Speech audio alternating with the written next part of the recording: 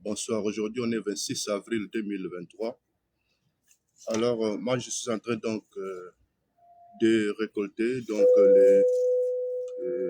les preuves pour la Cour pénale internationale.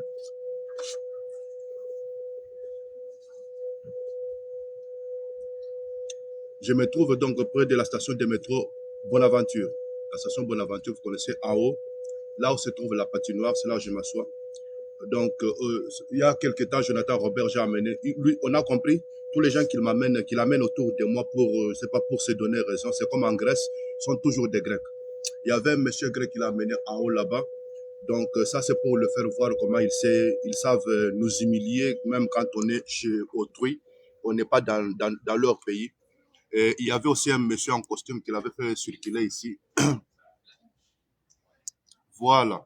Il y avait un monsieur en costume qui circulait ici et les gens se posaient la question, mais ça, c'est qui? C'est un surveillant des airs libres.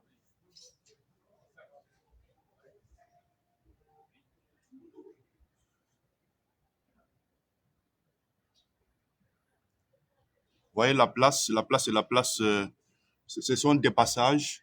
Il y a le métro en bas, il y a donc les stations de bus en bas.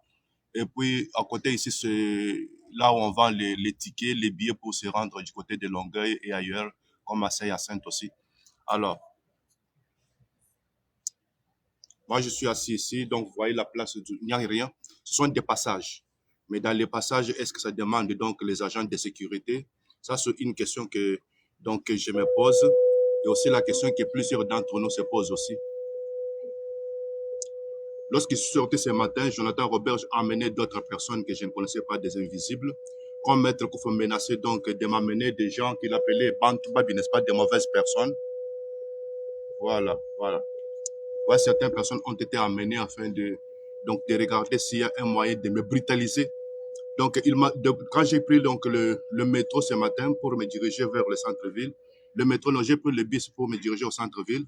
Donc, il y avait d'autres Grecs que Jonathan Robert, j'avais que Papa Dimitri, un maître avait organisé afin de me suivre pour me brutaliser.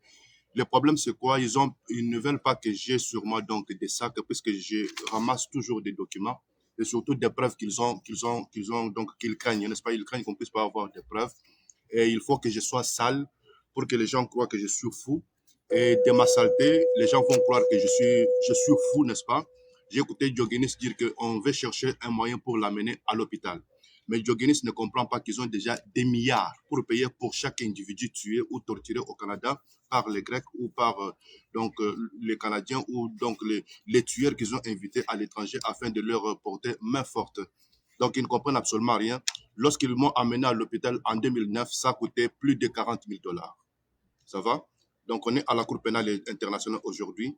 Ça s'appelait une maladie, ça s'appelait donc une schizophrénie, ça s'appelait donc une folie, le fait d'écouter quelqu'un qui se cache invisiblement.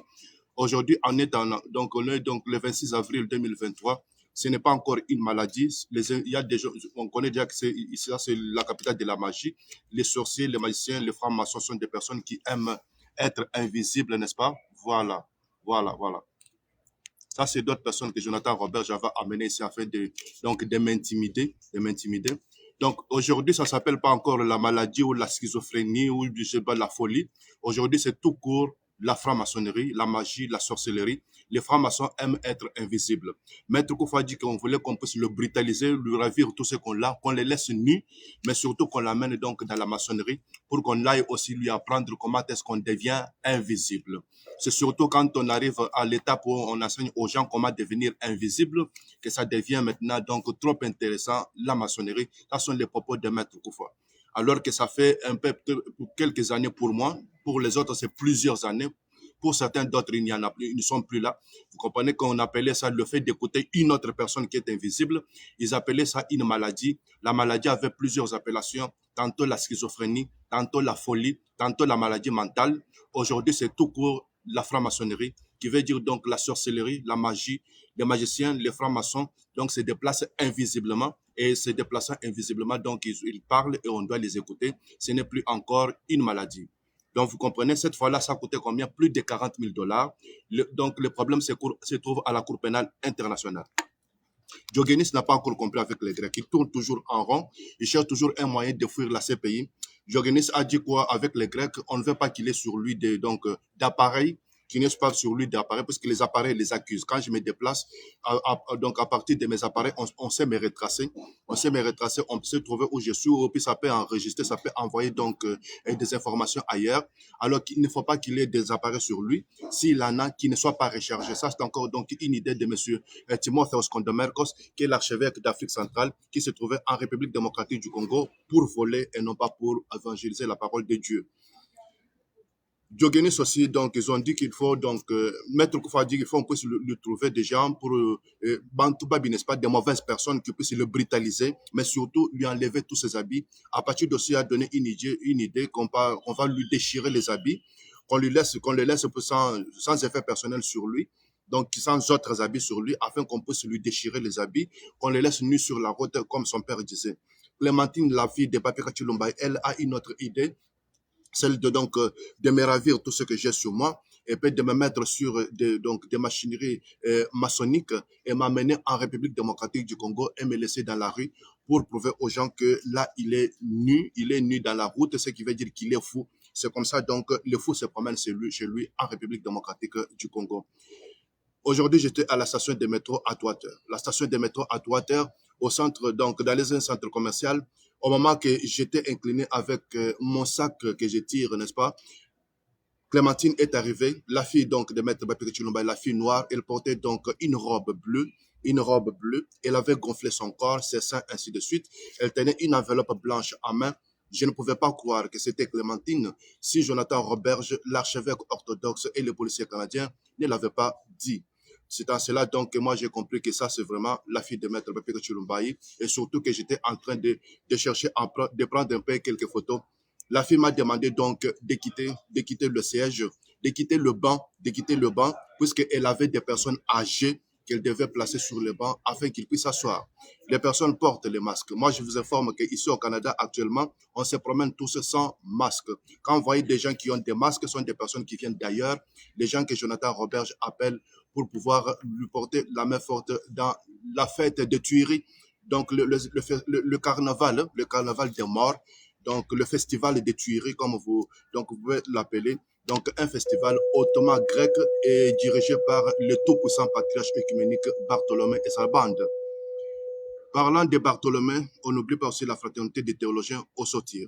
J'ai tout bonnement pris donc mon sac. Je me suis placé à côté des magasins pour laisser donc la fille de Maître Bapiri Chilumba, architecte donc de la maçonnerie, l'homme qui a offert toute la magie donc de Bakwaluntu avec son ami Maître Koufa et d'autres personnes à la fraternité des théologiens au sortir, à Papa Dimitrio, à Pachidou,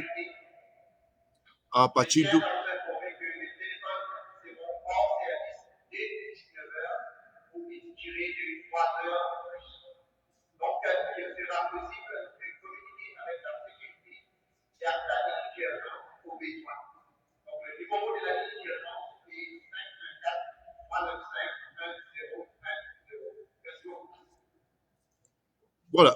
Je me suis placé à côté. Clémentine avait des personnes âgées à placer sur le banc. Les personnes sont installées. On va se chercher à connaître d'où viennent ces personnes-là. Jonathan Roberge a commencé à dire que ce sont des Grecs, puisque moi j'ai une idée à leur poser. Je voulais leur poser la question.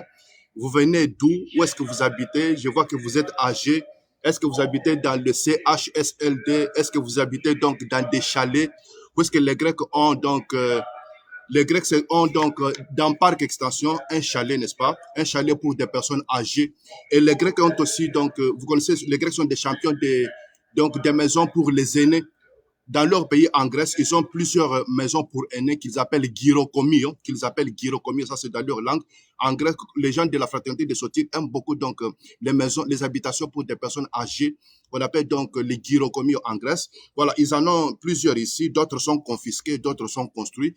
Donc, ils en ont plusieurs ici. Et moi, je me pose la question, pourquoi Clémentine était à côté de ces personnes-là, afin donc de les aider. Ils étaient trop âgés. Hein. Quand vous regardez les photos, j'ai mis sur Facebook, il était trop âgés pour se promener avec des bâtons. C'est-à-dire qu'ils étaient des personnes qui ont une mobilité réduite. Quand vous avez la mobilité réduite, vous avez besoin donc d'un transport adapté à vos besoins et vous êtes toujours à la maison puisque vous ne pouvez rien faire. Quel est le travail de Clémentine? Clémentine, j'ai écouté donc Jonathan Roberge dire en ces jours, donc dans ces jours ici, qu'après lui, après Jonathan Roberge dans la police canadienne, c'est Clémentine, la fille de Bapika Chilombaï, la fille que Jonathan a utilisée comme une machine sexuelle. Il a joué avec comme il voulait. Son père leur offrant donc toutes les puissances de Bakwaluntu, n'est-ce pas, la magie, les démons, ainsi de suite. Ça ne pouvait pas se passer sans pour autant utiliser les filles du patron donc de Bakwaluntu, Maître Bapika Chilombaï. Clémentine est-elle donc une préposée aux bénéficiaires? Ça, c'est une question que je pose donc à la Cour pénale internationale pour amener donc à la patronne du Canada, Clémentine Bapika Chilombaï, pour qu'elle puisse se trouver à côté donc des personnes âgées. Est-ce que Clémentine est une infirmière? Est-ce que Clémentine est docteur? Est-ce que Clémentine est une préposée aux bénéficiaires? Il y a aussi quelque chose qui est sorti. Il ne voulait pas que j'habite sur 14-16 Valois à Montréal, n'est-ce pas, là où j'ai resté. Il ne voulait pas que je continue de rester là-bas. Pourquoi? Parce que je prenais souvent les bus sur Papineau. À la station de métro Papineau, ils ont plusieurs choses criminelles qu'ils ont fait. Il y a donc les professeurs de l'Institut Lumière des Nations, les écoles grecques, n'est-ce pas, écoles primaires Lumière des Nations, donc les écoles en République démocratique du Congo dirigées par les Grecs et l'école conçue par les Grecs, n'est-ce pas, les professeurs et les enseignants, pour bien dire, donc du Congo, dans des écoles grecques, ils partaient s'installer donc tout près de, donc à côté donc du supermarché de métro à la station de métro Papineau. C'est pas seulement ça, ils conduisaient aussi les taxis. Il conduisait aussi les taxis, vous comprenez. Il quitte le Congo, il quitte Kananga, la République démocratique du Congo, pour conduire les taxis au Canada. Lorsque je suis loin d'eux, ils parlent Chiluba, ils parlent français. Lorsque je m'approche d'eux, ça devient les créoles. Et puis, ils changent même de physionomie, de visage. C'est là que j'ai trouvé donc le patron de la diplomatie congolaise, M. Raymond Chubanda Ntungamulong, n'est-ce pas? Le monsieur là qui s'est présenté avec des sacs comme un fou. C'est là que je l'ai trouvé dans la station de métro, donc métro qui se trouve à la station, qui se trouve à Papineau, n'est-ce pas? Voilà, quand vous allez regarder toutes mes photos, vous allez voir que à la station de métro à Papineau, il y a donc le supermarché métro. À la sortie, donc j'ai photographié un monsieur qui portait beaucoup de sacs comme ça là, avec l'allure sale. C'est le ministre congolais des Affaires étrangères, monsieur Raymond Chibanda Ntungamulongo. Alors, il change de physionomie. Je ne peux pas dire autrement. Donc, c'est lui, le diplomate. Il était fâché ce jour-là parce que je l'avais coincé. Il ne pensait pas que j'allais sortir là-bas. Une information. Il ne voulait pas que je continue d'habiter sur 14-16 Valois. Pourquoi? Parce que chaque fois, je prenais mon bus 34 à la station de métro Papineau. Des fois, je pouvais aussi prendre donc les bus en dessous du pont, tout près de Briné. Donc, c'est toujours à côté donc de la station du métro à Papineau. Mais à côté là-bas, il y a une polyclinique. Voilà, une polyclinique. Qui était la patronne ou le patron de la polyclinique? Les soupçons. Les gens disent que c'est Clémentine, la fille du patron de Bakwaluntu, n'est-ce pas, l'architecte de la maçonnerie, originaire de Bakwaluntu, M. Bapeka Chilombaï, sa fille Clémentine, donc qui était là-bas comme docteur. Donc, il y a une fois, je me promenais là-bas, j'ai trouvé les dossiers qui étaient en train de, donc, qu'on faisait déchiqueter, n'est-ce pas? On déchiquetait, mais la machine s'est arrêtée, et puis c'est resté comme ça là, bloqué. Certains dossiers étaient visibles depuis l'extérieur, et j'ai pris quelques photos de l'extérieur pour montrer ce qu'il y a à l'intérieur. Jonathan Roberge a compris que c'était dangereux pour lui, et les gens ont vu mes photos, ils ont commencé à se poser la question, mais qu'est-ce qui se passe là-bas? Moi aussi, je voulais voir la polyclinique réouverte encore. Jusqu'aujourd'hui, elle est restée fermée. Donc, les gens continuent toujours d'être curieux, se promènent là-bas pour voir si la polyclinique, la polyclinique, c'est comme ça s'appelle, polyclinique, quelque chose comme ça, la clinique qui est là-bas, en face de Briné, à la station de métro Papineau, pour voir si ça fonctionne et qui est la patronne dedans ou le patron dedans. Donc, ça fonctionne, c'est toujours fermé, n'est-ce pas, depuis ce jour-là, ou encore avant. Donc, les gens disent que c'était la fille de Bapeka Chilombaï qui était là-bas comme docteur. Alors, je vous rappelle qu'aujourd'hui, à la station de métro, donc à Touateur, dans le centre commercial, la fille qui portait donc une robe bleue avec les Grecs âgés, n'est-ce pas, qui pouvaient s'asseoir sur le banc. Mais chassant moi donc de ce banc-là, la fille là, Jonathan Roberge, a dit c'est Clémentine. Raison pour laquelle ils ont fermé donc la ligne orange du métro aujourd'hui, afin que Clémentine puisse un peu être cachée. Et aussi qu'ils puissent chercher mes photos, Daniel Demers était une personne qu'ils avaient choisie puisqu'il connaît l'informatique, aller chercher sur mon Facebook dans la messagerie de la Cour pénale internationale. Ils vont chercher même là-bas, dans la messagerie, là où j'envoie donc mes messages, mes informations, mes documents, n'est-ce pas, à la Cour pénale. Ils vont même là-bas, ils entrent là-bas pour effacer.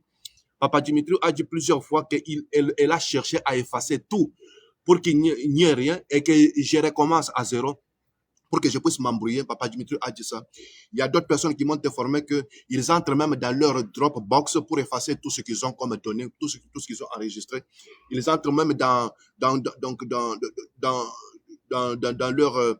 donc, tout ce qu'on a comme Dropbox, n'est-ce pas, des endroits sur Internet où on stocke les affaires, les données là-bas, on garde nos fichiers, n'est-ce pas?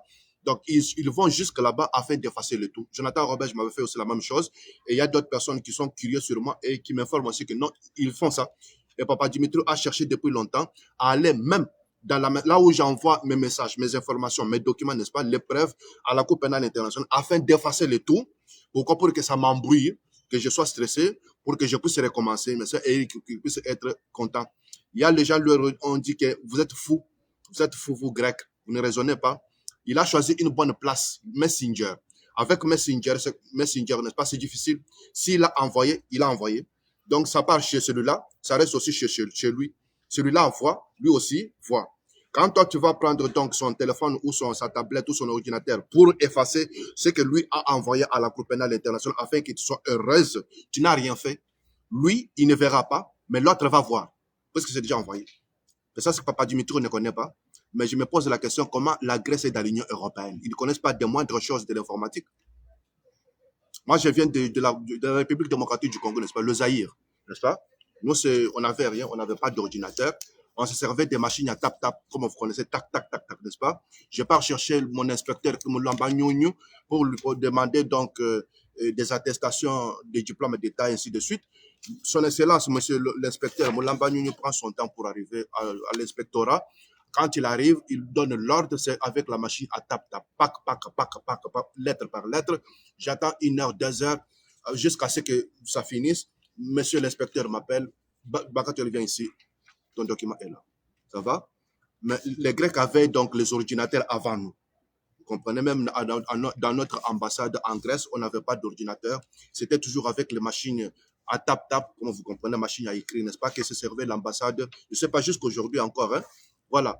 Mais je m'étonne que Madame Papa Dimitri, au professeur de l'université d'Athènes, je pense qu'elle dirige même la fraternité des théologiens au Sotir. Elle dirige la fraternité des théologiens au Sotir. Recteur ou rectrice, je ne sais pas, de l'université Laval. L'agence de placement Maxis, c'est dans ses mains. Plusieurs business au Canada. Elle est une pornostar, Ryan Conner, n'est-ce pas, pour une vidéo, n'importe quoi, n'est-ce pas? Mais elle ne connaît pas comment fonctionne, même comment est-ce qu'on envoie des fichiers aux gens. Elle a cherché depuis longtemps. Elle est allée même demander à Daniel Demes, le professeur de la programmation, comment faire pour qu'on puisse effacer toutes les plaintes du monsieur-là et tout ce qui envoie à la Cour pénale internationale et bloquer afin qu'il ne puisse pas avoir d'autres moyens pour se communiquer avec la CPI. Les gens ont dit à cette femme-là, Papa Dimitrio, tu es une folle, tu es folle. Vous, Grecs, vous êtes de fous, vous êtes fous. Je me pose aussi la question, comment ils sont entrés dans l'Union européenne, les Grecs? Ne raisonnent pas. Il faudrait que d'autres personnes de l'Afrique, n'est-ce pas? J'ai écouté, c'est Kaleng Mangal qui a informé Madame Papa Dimitri. Kaleng Mangal est originaire du Kolwezi. Kolwezi, c'est la République démocratique du Congo, n'est-ce pas? Une ville, donc dans la province du Katanga, n'est-ce pas? C'est là. Mais vous comprenez, au Katanga, on connaît l'informatique. Kaleng Mangal, originaire du Katanga, Kolwezi, République démocratique du Congo, informe à Madame Papa Dimitri de l'Union européenne, que quand lui envoie sur Messenger des documents ou des informations à la Cour pénale internationale, lorsque toi tu vas pour effacer, quand c'est envoyé, c'est envoyé. Quand toi tu vas pour effacer, tu effaces pour que lui ne voit pas, mais tu n'effaces pas pour que la CPI ne voit pas. 19h ici à Montréal. J'ai eu d'autres informations. Donc, vous avez compris, ils sont en train de tuer, ils ont tué plusieurs personnes. Maintenant, ils peinent, ils ont la souffrance maintenant à faire sortir les corps, faire sortir les effets personnels des gens, les jeter. Moi aussi, je suis en train de chercher, même si je n'ai pas donc de moyens, n'est-ce pas, je n'ai pas où habiter, je prends tout mon temps. Aujourd'hui, j'ai ramassé ça. Je prends pack, j'envoie aussi, parce qu'ils ont des archimilliards. Quand les gens vous... S'il vous plaît, chers Congolais, Congolaises, n'est-ce pas? C'est à vous que je m'adresse en premier avant que les autres aussi écoutent. Je parle sur Internet. Chers Congolaises et Congolais, les Grecs, eux, ont des milliards sur la terre, n'est-ce pas? Ils n'ont peur de personne. Ils n'ont peur ni de Jésus, ni de Dieu, ni de personne. Ils ne craignent la vie de personne. Attention. Vous les amenez dans quelle justice? Vous allez chercher la CPI, la Cour pénale est là. Mais si vous avez plusieurs problèmes avec eux, s'il vous plaît, la vie de chacun valait la peine et vaut la peine d'être vécue. Vous les amenez à la Cour pénale internationale. Toi, tu as toujours raison. Toi, tu as toujours raison. Personne n'a quitté son pays pour souffrir, comme moi je souffre, pour être pulvérisé, pour être rendu saucisse, jambon, n'importe quoi. Vous les amenez dans la justice la plus dure de la terre. Si c'est la CPI, là-bas, s'il vous plaît, ne dormez pas. Et pour chaque chose, moi j'ai demandé que pour chaque chose détruite ou volée ou pillée chez moi, les Grecs doivent me payer les prix unitaires de chaque objet volé ou détruit, multiplié par 990 milliards, utilisant la monnaie la plus chère de notre belle planète Terre. Ça, j'ai dit aussi aux Congolaises et aux Congolais, République démocratique du Congo, tous les Africains, je sais pas, les autres aussi peuvent emboîter les pas, de faire pareil. De faire pareil. Voilà, regardez maintenant comment les Grecs font de l'argent. Il y a aussi des documents comme ça là. Donc, je vous ai informé qu'ils tuent les gens et ils continuent toujours de tuer. Ils n'ont pas peur. Ils peinent maintenant pour faire sortir les corps. Qu'est-ce qu'ils font avec les corps? Attention, il y a une ville où ça sent du calcinage. C'est à Sainte-Claire. Sainte-Claire, c'est tout près donc de Saint-Anselme, là où se trouve Exceldor. Là, on m'a informé qu'ici, chez nous, tous ne sommes pas d'ici. Nous sommes d'ailleurs. On nous amène des forces. On nous amène des forces, n'est-ce pas, des autres villes, des autres provinces. On nous amène des forces pour venir habiter ici. Ici aussi, à Sainte-Claire, il n'y a rien. Il n'y a qu'une banque nationale, pas d'autre. Si tu as une autre banque, tu fais affaire avec d'autres banques, tu es bloqué. Ça va? Il n'y a qu'un seul supermarché, métro. Il n'y a pas d'autre. Et puis, il y a 3 routes. Une ville principale, une autre route Béguin et l'autre, c'est quelle route? Il n'y a pas d'autre route. L'eau, ils peuvent bloquer l'eau à tout moment. Nous, on nous avait bloqué l'eau, n'est-ce pas? Et j'ai vite appelé quelque part. Papa Dimitri il a appelé tout qui Just Eau. Elle voulait donc remplacer l'eau normale par le Just Eau pour nous tuer. C'était donc à Sainte-Claire. Donc, ils avaient fermé même la banque. La banque était en train de se faire fermer. La seule banque qui existait, la Banque nationale, on avait écrit que la banque allait fermer. Les gens donc étaient étourdis. C'est là maintenant, donc dans cette séquestration-là, on coupe les courants. C'est à Sainte-Claire, s'il vous plaît. Sainte-Claire, c'est où? C'est dans la province du Québec, tout près de Saint-Anselme, là où se trouve Exceldor. Vous comprenez? La grande compagnie là de volailles, des oiseaux, de poulets, n'est-ce pas? Là-bas, là-bas. Voilà, voilà. À Sainte-Claire, quand ça devient dur comme ça, même dans la bibliothèque où je suis parti, quand ça devient dur comme ça, on rend la vie des gens, même l'air pour respirer est difficile. Ça sent quoi? Du calcinage. On calcine les gens à tout moment, ça sent, c'est mauvais. Là, ça devient maintenant trop, se sent. Les gens commencent à nous parler même à nous. Donc ici, là, nous ne sommes pas d'ici. Nous sommes aussi d'ailleurs. Nous sommes des autres villes, des autres provinces. On nous amène des forces, comme on t'a fait là-bas, mais pour nous, c'est autrement aussi. On te dit qu'on va te donner un travail, on t'offre un emploi dans la Banque nationale à Sainte-Claire et tu dois partir. Donc, je prends aussi tous mes affaires personnelles. J'arrive ici à Sainte-Claire. Arrivant ici à Sainte-Claire, tu vois, il y a quoi? Même pour me divertir, même pour avoir un chambre. Je suis toute seule comme ça, là. Et c'est comme ça. L'eau, pour nous fermer, l'eau, il peut fermer à tout moment. Et après, on se retrouve. Et quand il ferme l'eau là, il n'y a pas même le supermarché qui est ouvert pour aller chercher d'autres. Dépanneurs, il n'y en a que 2. Sur les 2 dépanneurs sont fermés, c'est fini pour nous. Le courant, il ferme à tout moment. On n'a pas de courant et puis on reste comme ça là. C'est quoi? C'est la mort. On est coincé dans nos maisons et puis ils entrent à l'invisible. On ne peut pas, la police, on ne peut pas appeler. Il n'y a pas de police chez nous, comme vous connaissez. Là, ça devient comment? On m'informe, n'est-ce pas? Moi, originaire de la République démocratique du Congo, vous comprenez ce que ça fait? Quelle humiliation, c'est mauvais ça. C'est mauvais ça. Et puis, ils m'ont informé quoi? Ici, à Sainte-Claire, ils ont l'habitude de tuer les gens. Ils tuent les gens, puis ils vont chercher d'autres personnes d'ailleurs, des forces, afin de continuer d'habiter ici. Dire qu'à Saint-Anselme, il y a des gens qui habitent, à Sainte-Claire, il y a des gens qui habitent. C'est ça.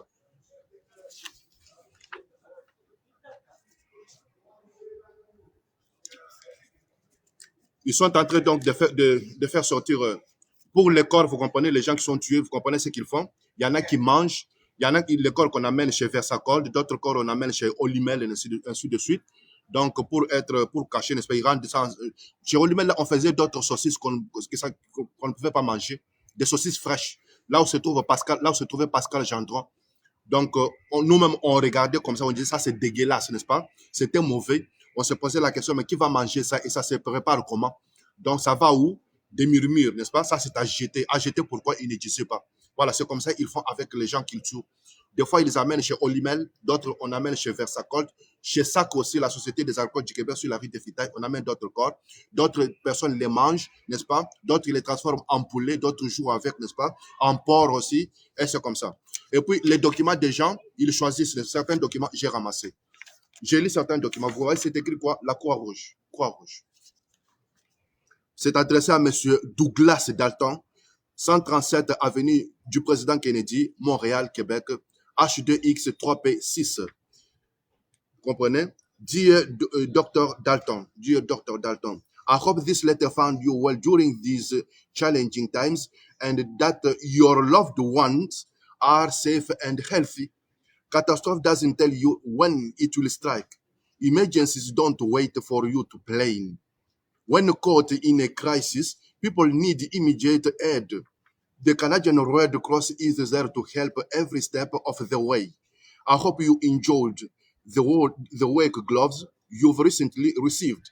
They are meant to remind you of the many people impacted by crisis. Donc, tout ça, c'est quoi ça? Ils demandent de l'argent à quelqu'un qu'ils ont déjà tué pour l'injurier. Mais attention, peut-être la personne était déjà moribond. Jonathan Roberge a dit quoi? Avant de tuer quelqu'un, il lui envoie plusieurs lettres avant de le tuer, n'est-ce pas? Quand il est moribond, ils l'ont laissé sans emploi, sans, n'est-ce pas? Dans la rue aussi, il commence à lui envoyer plusieurs lettres qu'il ne peut pas lui-même les lire afin de l'injurier. Ça, c'est quoi? Donations. Il demande à quelqu'un pour l'injurier. Tu avais de l'argent, tu avais une belle maison, une belle voiture, n'est-ce pas? Tu avais. Nous sommes montés tout sur toi. Nous, c'est qui? Nous, c'est le patriarche écuménique Bartholomé et ma famille. Ma famille constituée de Maud de Carrier, de Catherine Boucher, donc à partir de Andonia, de Filicia Vassilaki, de Catherine Asimakopoulo, de Dimitra Papadimitriou, qui s'appelle aussi Nonna Papadimitriou, Ryan Conner, la femme pornostar, n'est-ce pas, qui est offerte à tout le monde. Elle se transforme de toutes les manières, ainsi de suite. Voilà. Donc, elles sont plus forts que nous. Le monsieur, ils l'ont tué et ils continuent à lui envoyer des lettres pour lui demander de l'argent au nom de la Croix-Rouge. Au nom de la Croix-Rouge. Ça va? Monsieur s'appelle Dr. Douglas Dalton. Ça, c'est la première lettre.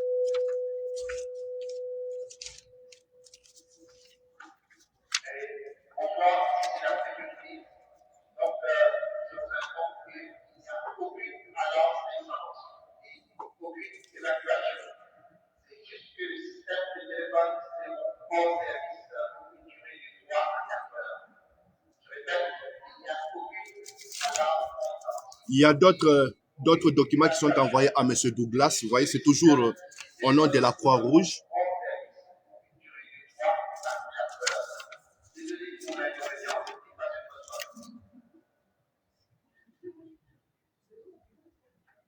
Ça, j'ai ramassé dans la poubelle. Dans les poubelles, n'est-ce pas?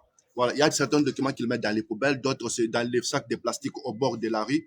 C'était dans la poubelle, donc dans un sac de plastique au bord de la rue, à l'église anglicane, tout près de la station de métro Berry-UQAM, tout près aussi de la station de métro Berry-UQAM, tout près donc de l'université UQAM, n'est-ce pas? À côté de l'église anglicane, c'est là qu'ils ont jeté tous ces documents que je vous montre ici.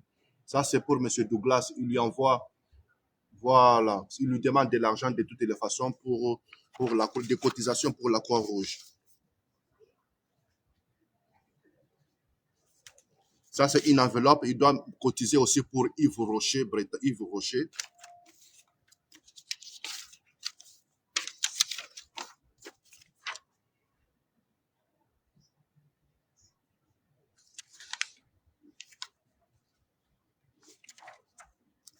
J'ai écouté Lefter se dire aussi que dans la maçonnerie, là, c'est comme ça, on leur apprend. Ils leur apprennent comment faire de l'argent. Ils ne doivent pas se poser la question comment devenir riche ou comment avoir de l'argent. Non, ils ont plusieurs façons de faire de l'argent. C'est quand eux sont des patrons. Nous travaillons, c'est pas à travers de tout ça. Donations. Ils mentent que c'est pour la Croix-Rouge, mais c'est pas pour la Croix-Rouge. C'est pour donner à Lefteris, n'est-ce pas? Ça, c'est pour Jonathan Roberge. Ça, c'est pour les patriarches écuméniques, ainsi de suite. Il y a aussi donc des pamphlets comme ça là. Tout ça. Vous voyez, tout ça ici, comme ça, des choses comme ça.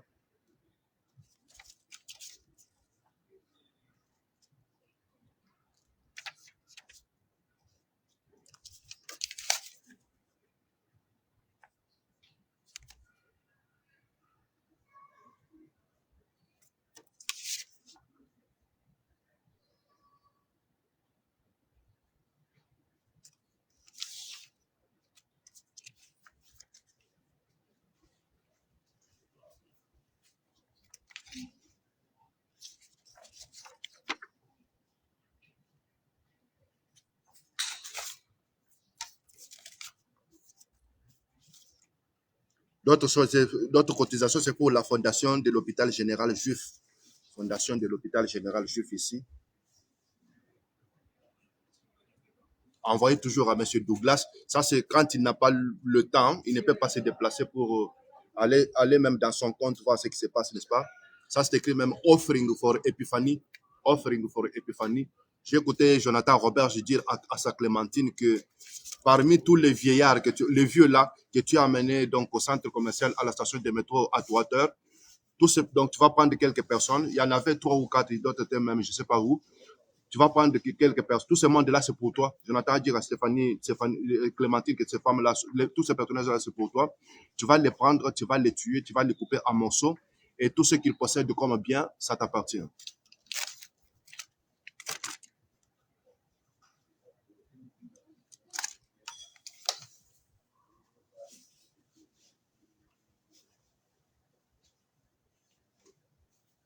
Ça, c'est pour la Croix-Rouge, hein, plusieurs cotisations. Ça, c'est pour M. Douglas lui-même. Donc, ça, c'est... Attends, je vais voir mes enveloppes.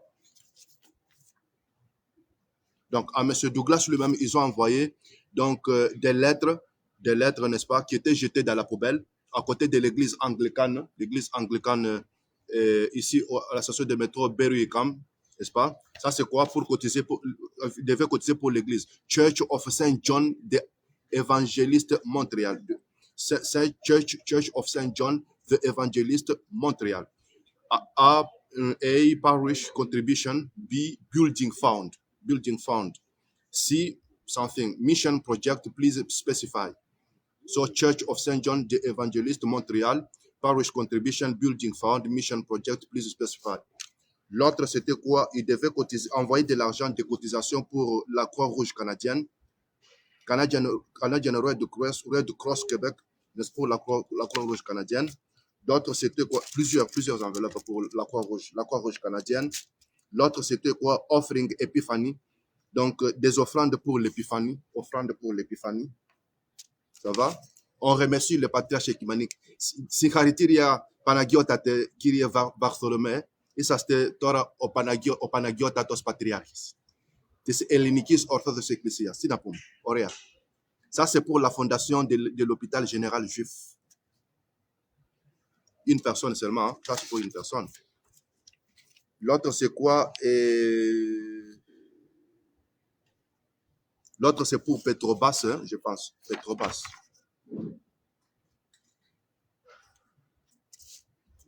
Je ne savais pas que des choses comme ça arrivent au Canada. Ils ont plusieurs lois, les lois provinciales, les lois fédérales. Ça, c'est Church of Saint John Evangelist Montréal, Parish Contribution, Building Fund, Mission Project, please specify. Ça ici. Ça, c'est comme ça, Lefteris et Chanka Numpechi, n'est-ce pas, font de l'argent dans la maçonnerie. Voilà.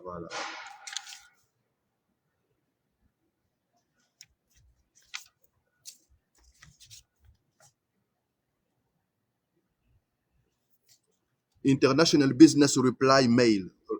Response pays. International Business Reply Mail.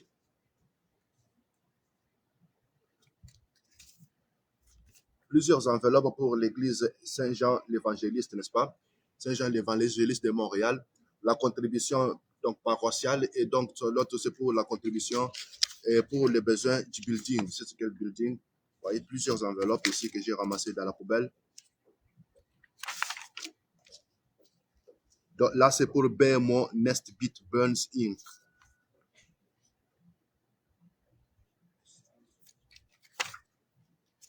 Voilà, on les a eu. J'ai écouté Lefteris qui était en train de se parler avec son ami congolais. Quand on tue les gens là, on pensait que c'est fini. Il y en a qui sont en train de nous surveiller. On prend certains documents, on jette dans la poubelle. Lui ici, ils vont fouiller même dans les poubelles. Ils ramassent tous ces documents-là dans les poubelles, ils les envoient à la CPI. Donc, Lefteris était en train de se raconter comme ça là, avec ses amis. Là, on a compris comment les francs-maçons font de l'argent. Moi, je rappelle aux gens que dans mon cas, à moi, la vie de chaque personne devrait être respectée. Moi, je ne blague pas. Si quelqu'un veut m'imiter, c'est correct. Moi, j'ai dit à la Cour pénale internationale, comme les Grecs ne respectent la vie de personne et personne, ils doivent me payer, moi, pour tout objet volé ou pillé ou détruit, n'est-ce pas? Le prix unitaire de chaque objet volé multiplié par 990 milliards, utilisant la monnaie la plus chère de notre belle planète Terre au moment d'encaisser. Ça va? C'est comme ça. Comme ça.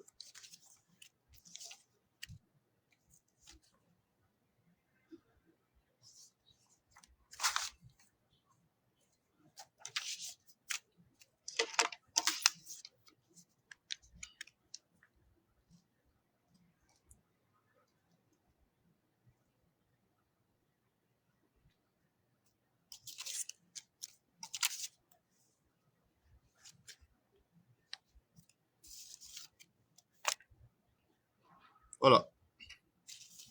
J'ai terminé pour ce soir. Comme vous comprenez, je voulais faire mes affaires pour manger. Ils ont amené plusieurs personnes afin de me séquestrer pour que je ne puisse pas manger. Et aujourd'hui, j'ai trouvé plusieurs gourous. J'ai envoyé donc des photos à la Cour pénale internationale. Alors, j'informe la CPI, l'Organisation des Nations Unies, la République démocratique du Congo et le monde entier que Mme Papadimitriou est en train de chercher un moyen afin de me bloquer pour que je n'ai aucune communication avec la CPI. Je ne sais pas comment vous avez compris, Papa Dimitri a cherché même Daniel Demens pour voir s'il peut bloquer donc le Messenger, là où j'utilise pour envoyer des informations à la CPI, afin qu'il n'y ait pas de communication, ou effacer le tout pour que je m'embrouille. Heureusement, Kaleng Mangal, originaire du Kolwezi au Congo, il a informé Madame Papa Dimitri que quand c'est envoyé, c'est envoyé. Donc, celui-là voit, la CPI voit, lui aussi voit. Quand toi tu effaces, lui ne voit pas, mais la CPI voit. Voilà. Des fois, ils me font aussi le rouge. Je prends des photos, ils mettent le rouge en bas pour me faire m'embrouiller, n'est-ce pas, que je pense que la photo n'est pas partie. Il y a d'autres qui m'informent que non, même s'ils te mettent toi le rouge, ça se brouille chez toi, mais l'autre a reçu. Donc, c'est correct. Comme donc aujourd'hui, lorsque j'ai parti à la station de métro à 3h, il y avait une manifestation, il y avait quelques manifestations, n'est-ce pas, le matin et vers l'après-midi. Donc, j'ai pris quelques vidéos, mais Jonathan, lui, qu'est-ce qu'il a fait? Il a brouillé ça pour que je ne puisse pas voir, mais il ne voulait pas que les gens sachent qu'il y a une manifestation aujourd'hui. La manifestation était encadrée par les policiers qui avaient donc les motards, qui avaient des motos donc, et des autopatrouilles, n'est-ce pas? Et aussi, dans l'après-midi, quand je suis retourné à la station de métro à Touater encore, il y avait encore une autre manifestation. Il y avait donc des policiers qui encadraient. Donc, Jonathan Robert, pour les deux là, il ne voulait pas que je sache ou que les gens sachent qu'il y a des manifestations qui se passent ici au Canada. Donc, tout ce que j'ai pris comme vidéo, il a mis ça dans les rouges. Il a brouillé de mon côté. Mais il y a certaines personnes qui m'ont fait que même s'il a brouillé de ton côté, là où tu as envoyé, c'est parti. Au revoir.